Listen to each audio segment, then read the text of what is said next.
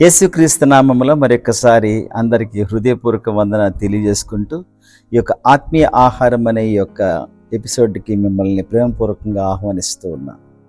మీరందరూ ప్రతిరోజు కూడా వాక్యం చదువుతూ దేవునిలో ఆనందిస్తూ దేవునితో మాట్లాడుతున్నారని నేను భావిస్తూ ప్రభుని స్తుతిస్తూ ఉన్నాను. మీరు చాలామంది కూడా ఇలాగా వారి యొక్క కామెంట్స్ ద్వారా అలాగే వాట్సాప్లో ఫోన్ ద్వారా నాతో మాట్లాడుతూ చక్కగా ఇవన్నీ నన్ను చాలా ఆదరిస్తున్నాయి మీ మాటలు అని అన్నప్పుడు నాకు ఎంతగానో సంతోషం అనిపిస్తున్నది, ప్రోత్సాహకరంగా అనిపిస్తున్నది. కాబట్టి మీకు అందరికీ మరొకసారి వందనాలు తెలియజేసుకుంటూ ఉన్నాను. ఇటీవల నేను మా ఫ్రెండ్ నాతో మాట్లాడుచు ఒక విషయమై చాలా బాధపడుతూ ఉన్నాడు. అరే, నేను చనిపోతే నా పిల్లలు ఏమవుతారనేసి చాలా దిగులుగా ఉంది అనేసి ఎంతగానో బాధపడ్డాడు. ఎందుకనంటే పెద్దగా చదవలేదు వాళ్ళంతగా, అంతగా రాణించలేకపోయారు చదువులో. అయినప్పటికీ కూడా ఏదైనా జాబ్ వస్తుందా అని అంటే ఏదో చిన్నపాటి జాబులు చేస్తూ ఉన్నారు, కానీ తర్వాత వాళ్ళు ఏమవుతారు, ఎలా జీవిస్తారు, ఇది నన్ను ఎంతగానో కృంగింపచేస్తూ ఉన్నది అని చాలా బాధ వ్యక్తపరుస్తూ ఉన్నాడు. అటువంటి సమయంలో నాకు అనిపించింది, అవును కదా, నా పిల్లల విషయం కూడా అలానే ఉంటుందా అని నేను ఆలోచన చేస్తూ ఉన్నప్పుడు నాకు ఒక మాట జ్ఞాపకం వచ్చింది. చూడండి, కీర్తన గ్రంథంలో 112వ కీర్తన మొదటి 2 వచనాలు. యెహోవాను స్తుతించుడి, యెహోవా యందు భయభక్తులు గలవాడు, ఆయన ఆజ్ఞలను బట్టి అధికముగా ఆనందించువాడు ధన్యుడు అని చెబుతూ, వారి సంతతి వారు భూమి మీద బలవంతులగుదురు, యథార్థవంతులు వంశపు వారు దీవింపబడుదురు. ప్రియ సోదరి సోదరుడా, మనము నిజంగా యథార్థవంతులుగా జీవిస్తూ దేవుని యందు భయభక్తులు కలిగి ఉంటే ప్రభువు చక్కగా మనకు పిల్లల్ని, వారి సంతతి వారిని చాలా చక్కగా దీవిస్తాడని దేవుడు సెలవిస్తున్నాడు తన యొక్క గ్రంథంలో. ఆయన మరి అబద్ధమాటకు ఆయన నరుడు కాడు కదా. ఆయన ఎంత చక్కటి వాడనంటే మాట సెలవిచ్చి దాన్ని నెరవేర్చేటువంటి వాడు. ఆయన వాగ్దానములనిచ్చి వాగ్దానం నెరవేర్చేటువంటి దేవుడు ఆయన. అటువంటి దేవుడు ఈ మాట అంటున్నాడు. ఇంకొక సందర్భంలో మనం చూస్తే 103వ కీర్తన 17వ వచనము 18వ వచనము మనం చూస్తే అక్కడ అంటాడు, యెహోవా యందు భయభక్తులు గల వారి మీద వారి పిల్ల తరమున మరి ఆయన కృప నిలిచి ఉంటుంది, విడిచిపోదనంట. కాబట్టి ప్రియ సోదరి సోదరుడా, ఎందుకు చింతిస్తూ ఉన్నావు మీ బిడ్డల విషయంలో? ఎందుకు అధైర్యపడుతూ ఉన్నావు ఏ విధంగా జీవిస్తారా అని? నీవు నిజంగా యథార్థవంతుడిగా నువ్వు ఉండే ప్రభు యొక్క కట్టడలను అనుసరించి చక్కగా నువ్వు ప్రవర్తించి దేవునికి ఇష్టమైన వ్యక్తిగా నువ్వు జీవిస్తే చాలు.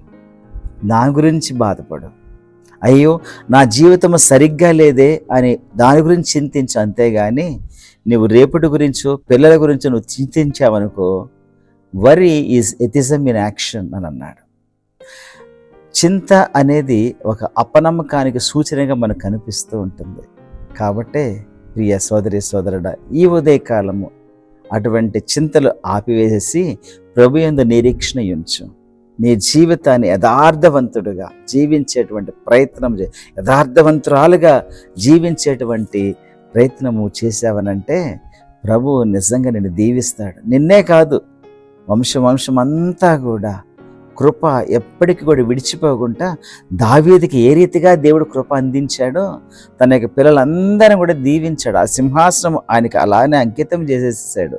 ఆ రీతిగా దేవుడు తన కృపని నీ వెంట, నీ పిల్లల వెంట ఇస్తాడని సత్యాన్ని జ్ఞాపకం చేసుకో. అధైర్యపడకు, అస్సలు చింతపడకు. చింతపడ్డావనంటే దేవుని యొక్క వాక్యంపై నీకు నమ్మకం లేదని చెప్పుకోవచ్చు. ప్రభుపై నువ్వు ఆనుకోవటం లేదు కాబట్టి చింత, ప్రభుని నమ్ముకోవటం లేదు కాబట్టి చింత, ప్రభు నాకు సహాయం చేస్తానికి నమ్మకం పోయింది కాబట్టి చింత. కాబట్టి ప్రభు పేతురు గారు మాట్లాడుతూ అంటాడు, మీ చింత యావత్తు ఆయన మిమ్మల్ని గురించి చింతించుచున్నాడు కాబట్టి మీ చింత యావత్తు ఆయన మీద వేయుడని అన్నాడు.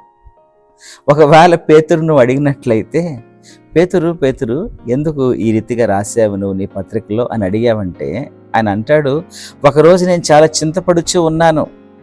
ఎందుకో తెలుసా? ఇంటికి వెళ్ళినప్పుడు మా అత్తగారు జ్వరంతో బాధపడుతూ ఉంటే ఎవరు నిజంగా మరి సహాయం చేస్తారు ఈ టైంలో, వంటలు ఎవరు చేస్తారు, ఏసైకి కానీ మా ఫ్రెండ్స్ శిష్యులందరికీ కూడా అనేసి చింత ఉంటే వెంటనే యేసుప్రభు ఆవిడ ముట్టి స్వస్థపరిచాడు. చింత అట్లని తీసి పడేశాడు.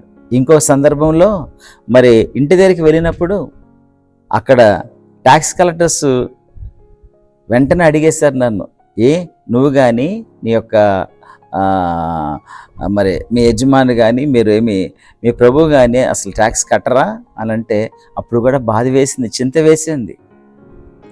ప్రభు వైపు చూడగానే ప్రభు నాడు గ్యాలం తీసుకొని వెళ్ళు, ఒక చేప నువ్వు పడతావు, గొంతులో నీకు 2 కన్నా సరిపడా ఇది దొరికిపోతుందని అన్నప్పుడు అలానే జరిగింది. కాబట్టి నిజమే, ఆయన మన గురించి చింతిస్తున్నాడు కాబట్టి మీ చింత యావత్ ఆయన మీద వేయమంటున్నాడు. ప్రియ సోదరి సోదరుడా, నీ పిల్లల గురించి చింత, రేపటి గురించి చింత అస్సలు పడకు. ప్రభు నీ పక్షాన ఉన్నాడు. ప్రభు నిన్ను ఆనందింపజేసేటువంటి దేవుడై ఉంటూ ఉన్నాడు. నిన్ను విడిచిపోడు కదా. నీకు ఎటువంటి శ్రమ వచ్చినా ఆ శ్రమలో మధ్యలో విడిచిపోయేటువంటి రకం కాదు ఆ దేవుడు. ఇశ్రాయేలు ప్రజల్ని మధ్యలో విడిచిపెట్టిపోలేదు ఆయన, జయ జీవితాన్ని ఇచ్చాడు. మన జీవితము చీకటి బ్రతుకుల్లో పడుతూ ఉన్నప్పుడు నశించిపోయేటువంటి మన జీవితాన్ని ప్రేమించి ఆయన విడిచిపెట్టలేదు. ఆయన మన కోసం శిలువలో తన ప్రాణాన్ని అర్పించి నీకు నాకు విమోచన ఇచ్చాడు. నీకోసం చనిపోవడానికి సిద్ధమైన దేవుడు నిన్ను విడిచిపెడతాడని ఎలా అనుకుంటూ ఉన్నావు? కాబట్టి చింత విడిచేసి ఆయన పైన నమ్మకం పెంచుకో. ప్రార్థన చేద్దాం.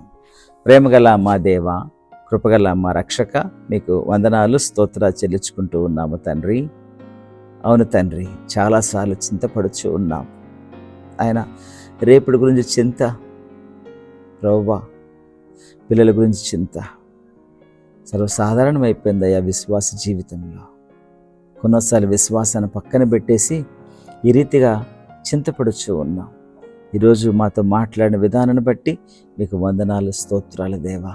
ఆ చింత విడిచిపెట్టిన ఆయన మీ వైపు హత్తుకునేటువంటి మనస్సు మాకు అందరికీ దయచేసి ఆయన మీరు ఇవ్వవలసిందిగా మనవి చేసుకుంటూ వింటున్న మా యొక్క ప్రియులందరినీ కూడా మీరు ఆస్వాదించి ప్రతి చింతని తీసివేసి ఆయన ప్రభా మీ వైపు చూచేటువంటి భాగ్యం మాకు అందరికి కూడా దయచేయవలసిన వేడుకుంటూ యేసుక్రీస్తు నామంలో అడిగి వేడుచు ఉన్నాము తండ్రి, ఆమేన్. ప్రియ సోదరి సోదరుడా, నాకు తెలుసు మీరు చాలా బలపరచబడుతున్నారని ఈ యొక్క చిన్న ఎపిసోడ్స్ ద్వారా.